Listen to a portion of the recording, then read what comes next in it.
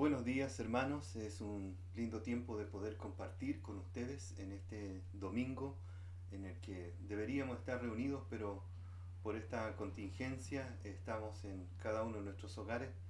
Pero hoy queremos unirnos a través de la palabra y a través de este medio que nos ha permitido poder estar juntos de alguna manera. Hoy vamos a continuar con nuestras predicaciones en el libro de Santiago y vamos a estar viendo el capítulo 5.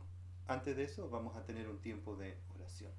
Padre, te damos gracias por esta oportunidad de mirar atentamente a tu palabra y pedimos que ella pueda hacer la obra en cada uno de nosotros. Enséñanos, Señor, exhórtanos para que podamos vivir nuestra fe con valor, con confianza, y que al hacerlo, Señor, traigamos gloria a tu nombre. En el nombre de Cristo. Amén. Bueno, Santiago capítulo 5, vamos a estar mirando los primeros 7 versículos que voy a leer a continuación. Vamos ahora, ricos, llorad y aullad por las miserias que os vendrán. Vuestras riquezas están podridas y vuestras ropas están comidas de polilla, vuestro oro y plata están enmohecidos y su moho testifica contra vosotros y devora del todo vuestras carnes como fuego. Habéis acumulado tesoros para los días postreros. He aquí clama el jornal de los obreros que han cosechado vuestras tierras, el cual por engaño no les ha sido pagado por vosotros, y los clamores de los que habían cegado han entrado en los oídos del Señor de los ejércitos. Habéis vivido en deleites sobre la tierra, y sido disolutos. Habéis engordado vuestros corazones como en día de matanza. Habéis condenado y dado muerte al justo, y él no os hace resistencia. Por tanto, hermanos, tened paciencia hasta la venida del Señor. Mirad cómo el labrador espera el precioso fruto de la tierra, aguardando con paciencia hasta que reciba la lluvia temprana y la tardía. Hasta allí la palabra del Señor. Bueno, hemos ido mirando a través del libro de Santiago. El primer enunciado ahí en el capítulo 1 habla de que nuestra fe va a ser puesta a prueba. Y esas experiencias de prueba, dice Santiago, son una bendición para nuestra vida, son un beneficio porque van a producir frutos que van a ir en beneficio de nuestra vida, de nuestro crecimiento, de nuestra madurez. Van a ir en beneficio de aquellos con los que estamos rodeados porque vamos a poder bendecirlos a través de nuestra fe que se fortalece. Y también vamos a traer gloria al nombre del Señor porque nuestra vida va a estar centrada en Él. Nuestro deseo va a estar centrado en agradarle. Nuestro corazón va a estar involucrado en el reino y por lo tanto vamos a ser para honra y gloria de nuestro Señor. El domingo pasado se habló acerca de la necedad de hacer planes sin considerar a Dios. Y hoy vamos a mirar algo cercano porque también habla de hombres, de personas que se enriquecen de una manera pecaminosa y traen descrédito al nombre del Señor y traen pecado a la vida de otras personas. Pero a la vez también este texto nos ayuda y nos da esperanza a nosotros para que podamos acrecentar nuestra fe y confiar en el Señor. Las riquezas son una bendición del Señor, tal como lo atestigua Salomón en Proverbios 10:22. Dice que las bendiciones del Señor traen riqueza y Él no añade dificultad a ellas. Sabemos porque Salomón fue uno de los hombres más ricos en la historia de la Biblia. Pero cuando a la riqueza le falta la bendición del Señor, viene con ella la dificultad en forma de pecados que se adhieren al corazón, como envidia, injusticia, opresión, robo y hasta homicidio y maltrato de otros. El amor a Dios y el amor al prójimo se transforman en un amor al dinero que lleva todo tipo de males y pecado. Pablo dice en primera de Timoteo capítulo 6, versículo 6, pero gran ganancia es la piedad acompañada de contentamiento, porque nada hemos traído a este mundo y sin duda nada podremos sacar. Versículo 7. Y versículo 8 dice: así que teniendo sustento y abrigo, estemos contentos con esto. Y el Señor nos manda a que nosotros podamos estar contentos con la provisión de Dios, y si Dios nos da adicionalmente a lo que necesitamos, no es para solo nuestro beneficio, es para que podamos bendecir a otros, para que podamos apoyar la obra del Señor, expandir el reino y llevar así gloria a su nombre. Cuando esto sucede, Dios es honrado. Pero Santiago va a poner énfasis en aquellos que, teniendo riqueza, desprecian o no honran a Dios a través de estas riquezas. Es más, Santiago dice: oíd ahora vosotros ricos. Este tipo de ricos deben llorar y aullar por la miseria que viene sobre ellos. Aullar es una palabra allí que solo ocurre en Santiago y en otro pasaje de una carta de Pablo. Y aullar es cuando lloras no por arrepentimiento, sino que lloras por las consecuencias que vienen a través del juicio de Dios sobre los pecados. Como un profeta del Antiguo Testamento, Santiago ataca a los ricos que han despreciado arrogantemente a Dios y a su palabra, y llama vigorosamente su atención y le dice que escuchen lo que él tiene que decir. Parecería que estos ricos no eran parte de la comunidad cristiana a los que Santiago les escribe, sino que eran ricos a los cuales estos creyentes a los cuales Santiago le escribe se encontraron con ellos en camino de la dispersión o de la diáspora. Probablemente judíos que huyeron de Jerusalén, no eran personas de grandes bienes o de recursos, y por lo tanto tuvieron que huir prácticamente, como decimos nosotros, con lo opuesto, y tuvieron que trabajar en lo que pudieran para poder sostenerse. Y entonces los ricos de estas regiones probablemente vieron eso, la necesidad de la persona, y en vez de abrir su corazón como Dios mandaba, ellos se aprovecharon de la necesidad de estos hermanos, de estos creyentes, y los oprimieron, los maltrataron, los hicieron trabajar y no le pagaron lo debido.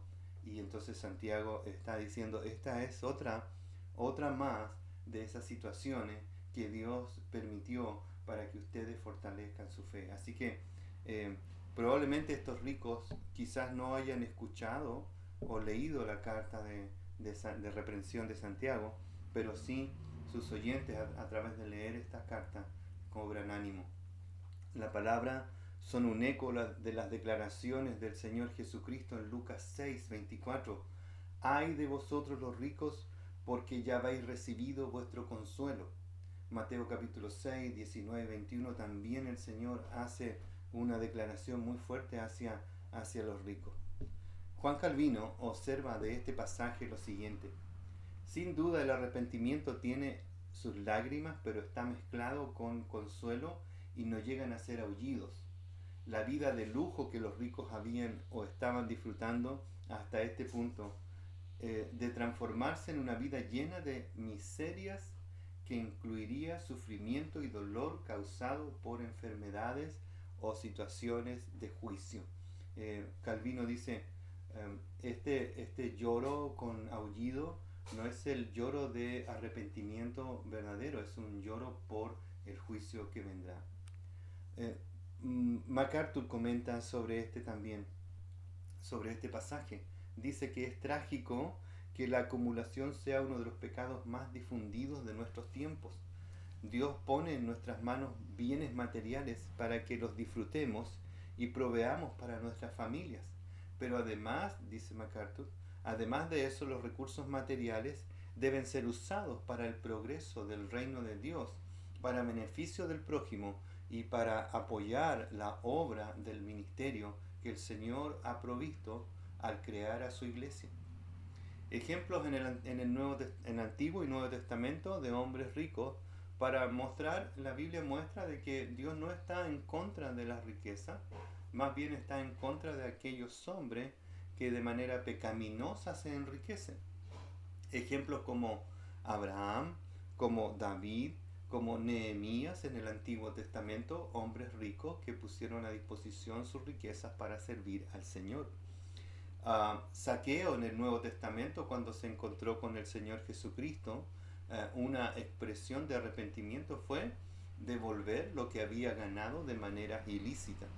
José de Arimatea, un seguidor de Jesús de manera secreta, luego que Jesús es crucificado y bajado del madero, José de Arimatea pide el cuerpo del Señor y lo sepulta en una tumba que él había comprado.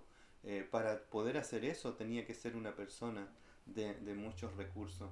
Nicodemo, también otro hombre de recursos que seguía al Señor Jesucristo. Bernabé es un caso muy interesante en el libro de Hechos. Teniendo tantos recursos, él pone a disposición de la iglesia sus bienes materiales para la expansión de la iglesia que estaba comenzando a formarse en la iglesia ahí en Jerusalén. Y luego pone a disposición no solo sus bienes, también su vida, su servicio, para expandir el reino hacia las regiones de los gentiles, junto con el apóstol Pablo.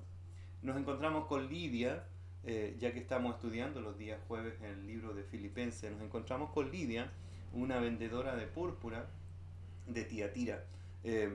Para vender púrpura y poder trabajar en ese ambiente, ella debe haber sido una persona de muchos recursos. Se menciona que ella pone su casa a disposición de la iglesia en Filipo. Y no solo su casa, también envía recursos y ayuda a Pablo para sus viajes misioneros y luego cuando él se encontraba en prisión. Y tantos otros que siendo personas ricas con recursos fueron dadivosos con la obra de Dios y el alcance del Evangelio. Y en el día de hoy muchas iglesias y muchos misioneros y muchas obras que el Señor ha abierto se sostienen. ¿Por qué? Porque algunas personas con los recursos que tienen están apoyando la obra del ministerio. Así que las riquezas no son en sí malas, es la forma en que las consigues y el énfasis que le das a esas riquezas cuando las pones en el primer lugar, cuando dejas de lado al Señor, cuando las riquezas son tu primera pensamiento y tu búsqueda mayor en tu vida. Y el Señor dice, es una necedad, porque como lo dicen los evangelios, necio, hoy día vendrán a buscar tu alma y todo lo que has acumulado, ¿de quién será? Así es que el énfasis pecaminoso en las riquezas es lo que Santiago está poniendo énfasis, y además como este énfasis pecaminoso en la riqueza trae pecado y trae oprobio al prójimo, especialmente a aquellos a los cuales el apóstol Santiago les escribe. Santiago declara cuatro pecados que los ricos cometieron delante de Dios en este contexto de la vida de los creyentes en ese lugar. Primero, versículos 2 y 3 dice que acumularon riquezas. ¿En qué forma? La acumulación: en forma de comida, en forma de vestido y en forma de oro y plata. Estos tres ámbitos aquí que Santiago menciona es una acumulación, es decir, es retener, es guardar, es hacer provisión en su vida de manera desmedida. Uno debe obviamente preocuparse por tener y incluso la Biblia habla del beneficio de ahorrar y de hacer provisión, pero de hacerlo de manera que no sea deshonrosa al Señor. De ahí necesitamos la sabiduría que dice el Señor a través de Santiago, ¿verdad? El que tiene falta de sabiduría, pídale al Señor, porque hay una sabiduría que viene de lo alto y hay otra sabiduría que viene del mundo, que es carnal, animal y diabólica. Por lo tanto, cuando haces planes y buscas riquezas a través de ese tipo de sabiduría, va a llevarte a la perdición y a juicio. Así que riquezas, acumulación de riquezas sería la primera aquí, lo que declara Santiago, el primer pecado que estos ricos expresan al mal usar la búsqueda de la riqueza. Acumular riquezas, comida, vestido, oro y plata. Y todas ellas se van a destruir, dice Santiago, de maneras tan sencillas como la comida se les va a podrir, los vestidos se van a apolillar y el oro y la plata se va a enmohecer o se va a oxidar, va a perder su brillo y su valor de esplendor, ¿no? No lo van a poder exhibir como tal. Entonces, Santiago dice, hay un error, un, un, eh, un pecado de ignorancia y de vanidad, de necedad profunda, cuando acumulas cosas sin sentido. Y lo vemos en todos lados, ¿no? En todas las sociedades, este pecado de la acumulación. Eh, la psicología lo tiene como un ítem, ¿no? Como algo, como un vicio, pero la Biblia lo llama pecado, es pecado acumular. Y nosotros, les puedo contar la experiencia de que nos hemos cambiado muchísimas veces de casa, y cada vez que nos cambiamos de casa nos damos cuenta de que hemos acumulado cosas que realmente no estamos usando, no nos sirven y las tenemos guardadas por alguna razón. Gracias a Dios hemos tenido el valor de poder deshacernos de ellas cada vez que nos cambiamos de casa. Y estamos trabajando para no llevar tanto equipaje al viajar por este mundo. Eso es lo que la Biblia nos enseña también. Punto 2, el segundo pecado de estos ricos. Riquezas ganadas de maneras deshonestas. Versículo 4 menciona allí el pecado de que ellos tenían tierras, hacían que estas tierras produjeran, pero al hacerlo estaban maltratando a aquellos que trabajaban la tierra, los jornaleros. Y dice allí que eh, clama el jornal de los obreros que han cosechado vuestras tierras, el cual por engaño no les ha sido pagado por vosotros. Es decir, ellos estaban aprovechándose de aquellas personas que por necesidad llegaban a ellos a trabajar y mal usaban esta oportunidad de trabajo, la mal usaban. Y cada tiempo de necesidad, como en el caso de hoy nuestro, de la pandemia y de todas estas cosas de tener que estar en casa o salir de manera esporádica, van a haber personas que se van a aprovechar de esto, ya lo hay, ¿no? De maneras tan vulgares, por así decirlo, ¿no? De que algo que costaba 50 pesos hoy día cuesta 1000, 2000 pesos. Es un abuso y es un aprovechamiento de una necesidad, de algo que ocurría. Y en ese entonces estos ricos se estaban aprovechando de los jornaleros, de los trabajadores. En Deuteronomio capítulo 15 y capítulo 24 de Deuteronomio se nos dice de que nosotros, o en el caso de Deuteronomio, los judíos deberían tener cuidado de sus prójimos y de aquellos que trabajaban para ellos.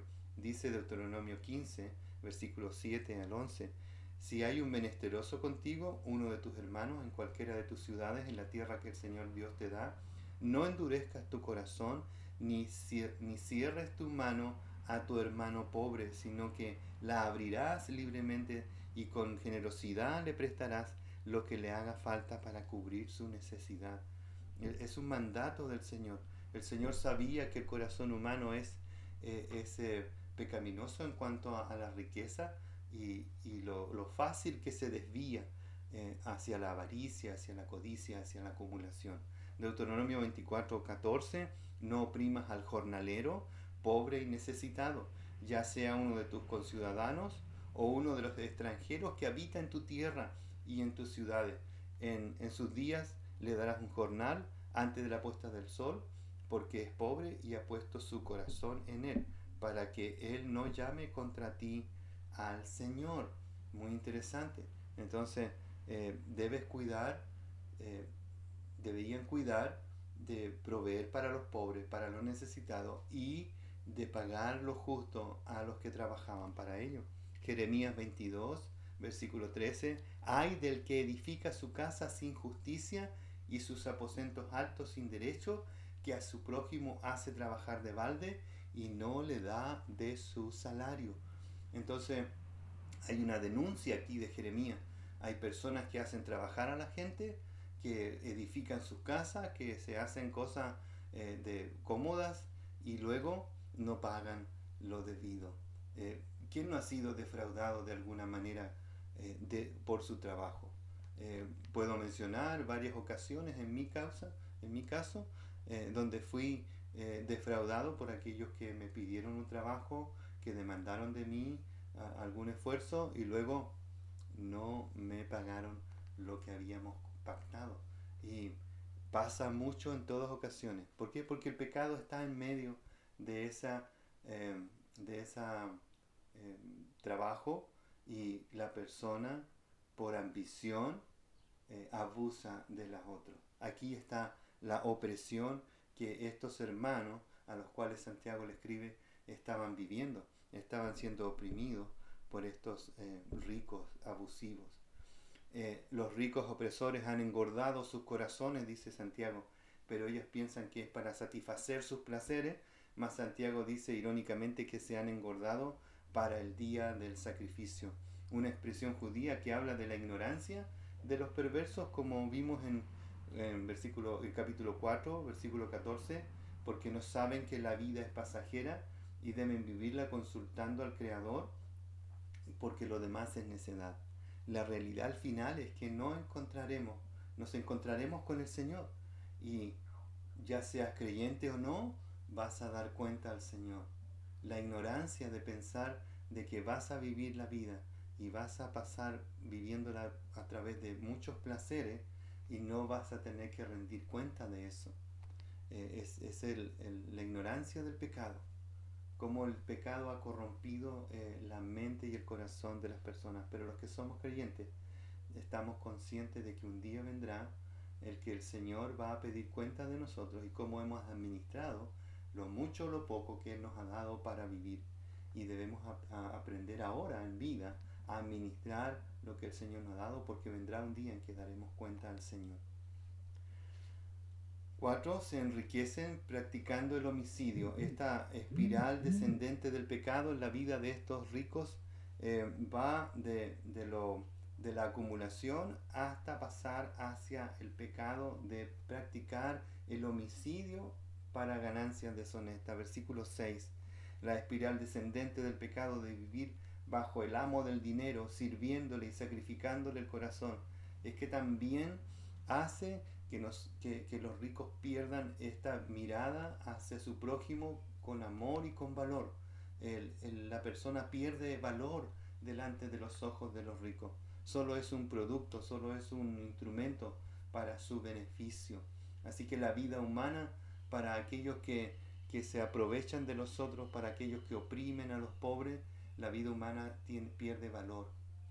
Y de ahí que estas filosofías naturalistas, ¿verdad?, tienen tanto auge. Creer que el hombre es solo materia, que el hombre es parte de la naturaleza y por lo tanto es desechable, solo utilizable.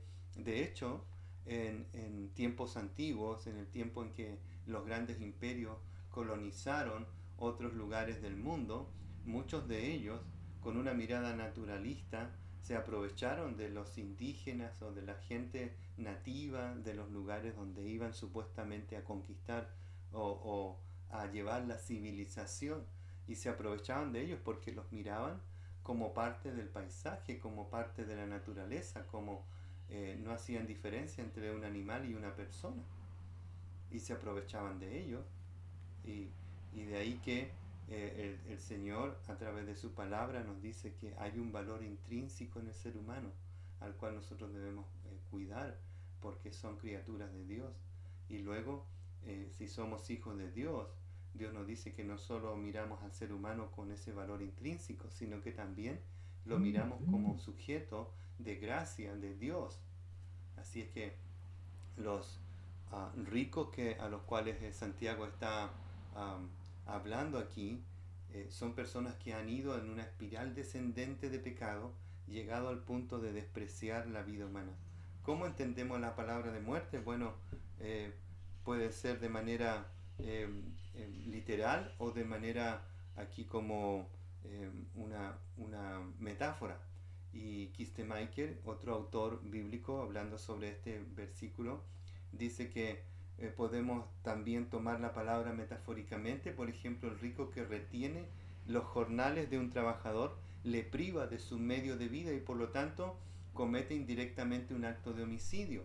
O por el otro lado, como dice en el capítulo 2, versículo 6, directamente, indirectamente, porque estos hombres habían sobornado a los jueces para que la causa de estos justos no prosperara en los juzgados donde ellos apelaban por justicia. Así que las riquezas pueden ser una bendición, un don de Dios que da oportunidad de hacer el bien, pero eso no ocurría en este entonces. Y Santiago dice en el capítulo 2, versículo 5, hermanos míos amados, oíd, ¿no ha elegido Dios a los pobres de este mundo para que sean ricos en fe? Pobres en lo material, pero ricos en fe, y herederos del reino que ha prometido a los que le aman, y ricos para con Dios. Dice Lucas 12, versículos 20-21, el Señor dice, pero Dios le dijo a este necio, esta noche vienen a pedir tu alma y lo que has provisto, ¿de quién será? Así que el que hace para sí tesoros y no es rico para con Dios, dice el Señor, es un necio. Y fíjate aquí los elementos. Tú puedes ser rico en bienes materiales y es una bendición de Dios, pero a la vez tienes que ser rico para con Dios, es decir, administrar lo que Dios te da con la sabiduría de Dios. Si las riquezas han de ser de bendición, no deben acumularse, no deben ganarse de manera injusta, no deben gastarse en placeres disolutos y adquirirse de formas despiadadas. Y no mencioné, pero placeres disolutos que dice el texto, habla de que no solo se deleitan a través de la riqueza, sino que se deleitan de maneras pecaminosas, lujuriosas y de maneras que cruzan líneas de honor y de honestidad. La disolución es como el hijo pródigo, ¿se acuerdan? Que va y pierde todo lo que su padre había con esfuerzo juntado a lo largo de su vida de trabajo. Una aplicación aquí. 1 Timoteo capítulo 6, versículo 17 dice, a los ricos de este siglo manda que no sean altivos, ni pongan la esperanza en las riquezas, las cuales son inciertas, sino en el Dios vivo que nos da todas las cosas en abundancia para que las disfrutemos. Estamos viviendo un tiempo de pandemia, vamos a vivir las consecuencias económicas de eso en nuestras vidas y probablemente ya lo estás viviendo en algunos casos ustedes, pero la Biblia nos dice esto no es nuevo porque cuando el hombre pone su confianza en los bienes materiales, en la economía, en el acumular riqueza, es un caso perdido. Pon tu confianza en el Señor, porque en el Dios vivo es el que nos da todas las cosas para que las disfrutemos. 1 Timoteo 6, 18 también nos dice después de que hagan bien los que tienen bienes, que sean ricos en buenas obras, dadivosos y generosos. También versículo 19, atesorando para sí buen fundamento para lo porvenir, que echen mano de la vida eterna, las riquezas de la vida espiritual, las riquezas del reino de Dios, es lo que también el Señor nos manda a administrar. Quiero terminar con el versículo 7. Sé que la mayoría de las Biblias, las divisiones del 1 al 6, y la mayoría de los comentaristas también mencionan que esta es la división natural del 1 al 6. Pero uno de los comentaristas, Kistemaker, dice que hay que añadir por lo menos la primera parte del versículo 7, porque es la parte que trae esperanza al corazón y a la vida de los lectores de la carta de Santiago.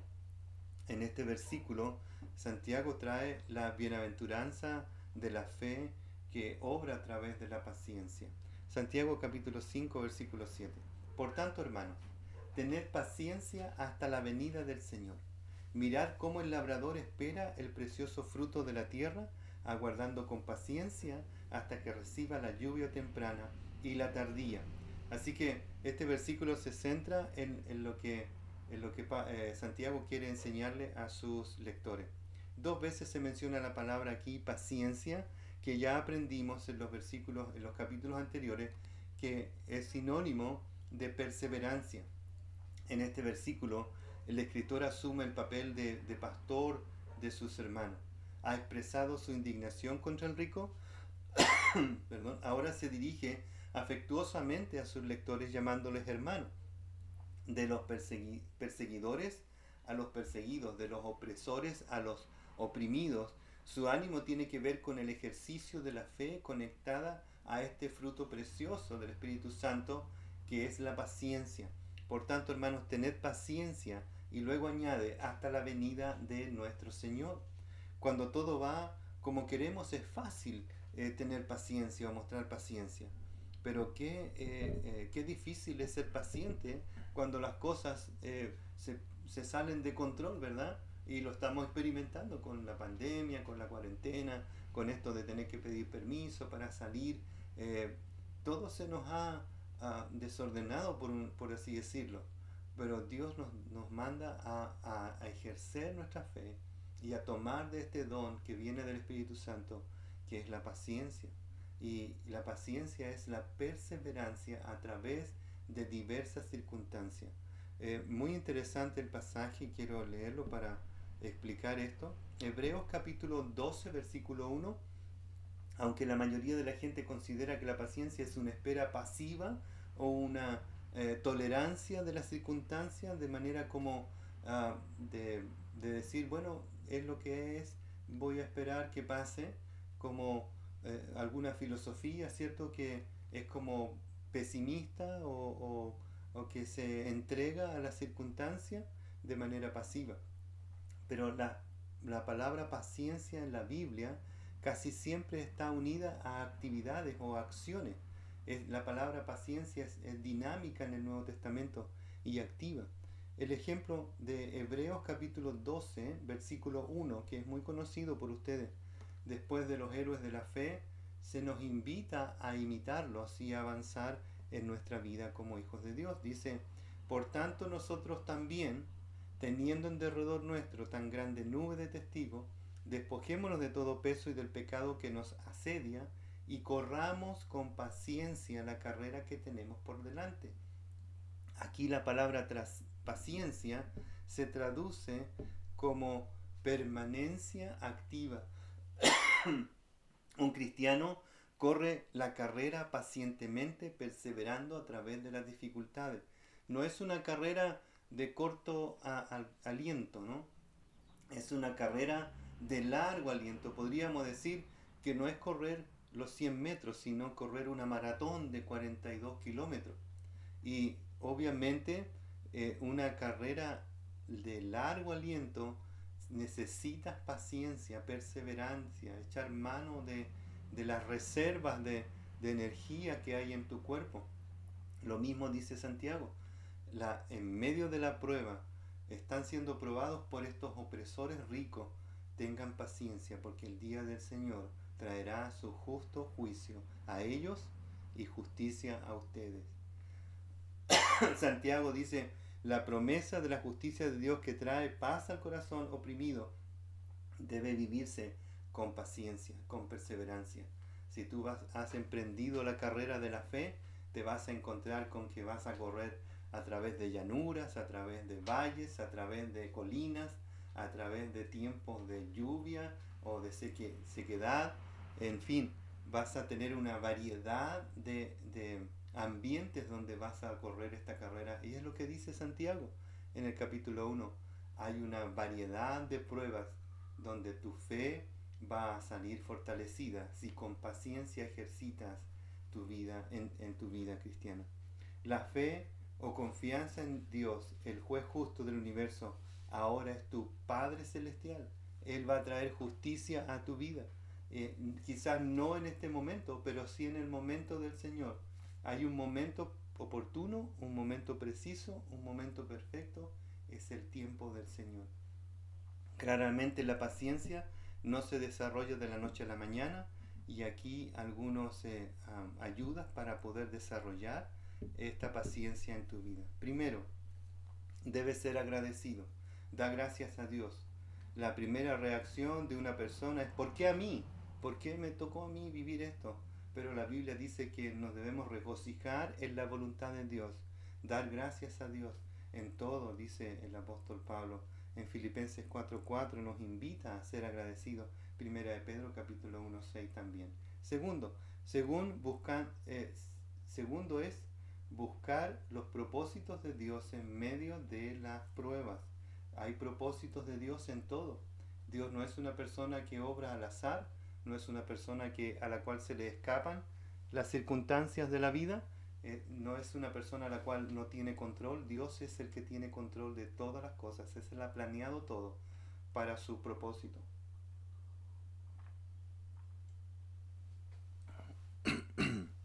A veces pensamos que lo que está ocurriendo no tiene propósito porque no le vemos el beneficio para nosotros, pero debemos tener la mente de Cristo, que dejó de lado su propia gloria, su propia divinidad para cumplir los propósitos de Dios. Y en medio de las pruebas, Jesús nos enseña que cumple los propósitos de Dios, aun cuando eso traiga dolor a su corazón, dolor a su cuerpo, y pasar por el sacrificio de la cruz para cumplir los propósitos de Dios.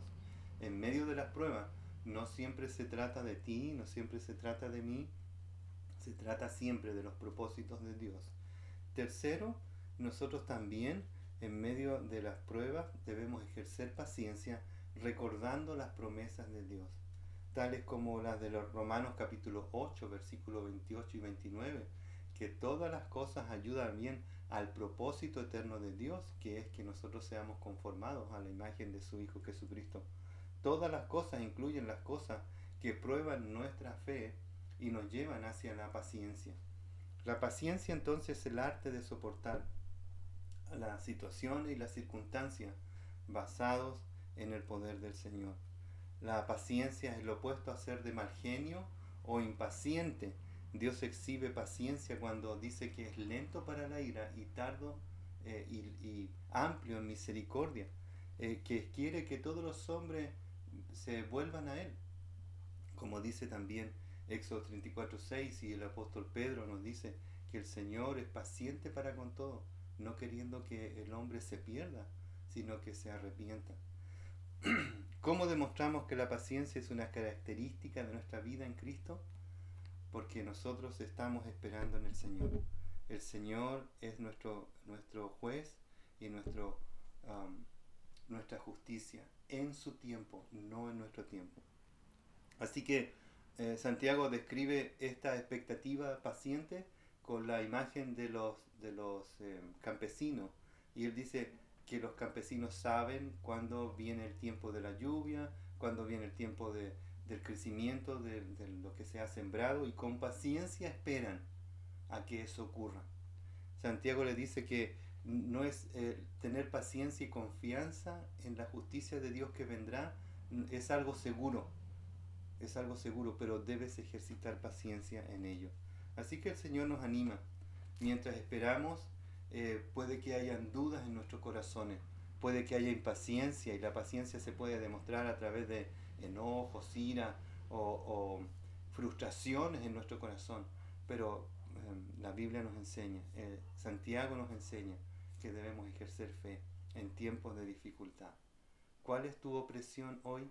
Quizás no son los ricos opresores como les pasó a los hermanos ahí en el tiempo de la carta de Santiago, pero sí pueden ser otras circunstancias como lo que estamos viviendo hoy, la pandemia, la falta de recursos quizás, no poder hacer lo que queremos hacer.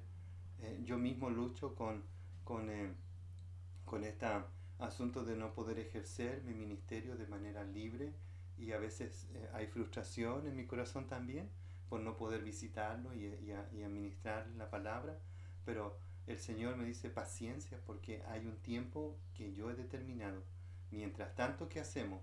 Activamente trabajamos en nuestra vida, en nuestra fe, para fortalecerla y cumplir así los propósitos de Dios. Vamos a orar. Padre, gracias te damos por tu palabra, siempre pertinente, y esta tu carta, la carta de Santiago, no solo llegó en el momento preciso a los lectores de su tiempo, sino que llega a nosotros también en este momento, donde estamos siendo oprimidos, quizás no por ricos pecaminosos, sino que estamos siendo oprimidos por esta circunstancia de la pandemia, del virus y de todo lo que eso ha traído a nuestra vida. Ayúdanos a ejercer fe paciente, activa y buscando tu gloria por sobre todas las cosas. Ayúdanos, Señor, para poner nuestro énfasis en ti y en tu palabra, y que podamos hacerle bien a aquellos que tú has puesto cerca de nosotros. Bendícenos, Señor, para que podamos administrar con sabiduría lo mucho o lo poco que tú nos has dado, porque viene de tu mano y tú sabes qué es lo que necesitamos. Te damos gracias por todo en el nombre de Cristo. Amén. Hermanos, que el Señor les bendiga, perseveren en este tiempo, animémonos unos a otros, porque el Señor a su tiempo proveerá salida. El Señor les bendiga.